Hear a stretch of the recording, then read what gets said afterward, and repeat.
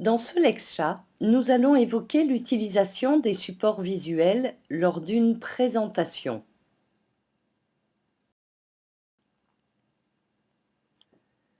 Pour vous convaincre de l'intérêt des supports visuels dans une présentation, rappelez-vous que l'apprentissage peut se faire de 3 façons: en écoutant, en regardant ou bien en pratiquant.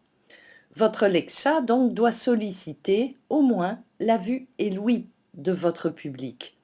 La vue sera sollicitée par le support et l'ouïe par les commentaires qui vont l'accompagner. D'autres intérêts du support visuel sont qu'il facilite la compréhension, ajoute une touche d'originalité, appuie vos propos, renforce vos idées et favorise l'apprentissage de votre lecteur. Mais quel support visuel existe-t-il? Des dessins, des cartes, des photographies, des images, des posters, des objets, des modèles, des films, des séquences vidéo, des listes, des textes en format image, des graphiques, qu'ils soient camembert, histogramme, courbe, des schémas, qu'ils soient organigrammes, arborescence, séquences. Vous voyez que les supports visuels sont nombreux et qu'il va falloir choisir.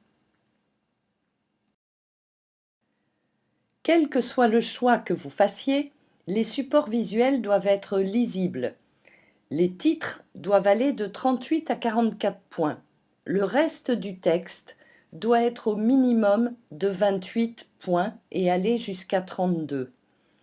Ces supports doivent aussi remplir la page, être équilibrés, avoir des couleurs adaptées. Pour les intégrer, ces supports, il s'agit de vous entraîner. Pensez au support visuel au moment de l'élaboration du scénario de votre Lexchat. Veillez à la lisibilité du texte. N'allez pas mettre un support qui cache le texte. Choisissez des supports qui ont du sens par rapport à votre objectif ou au contenu et ne distribuez pas de documents pendant votre présentation.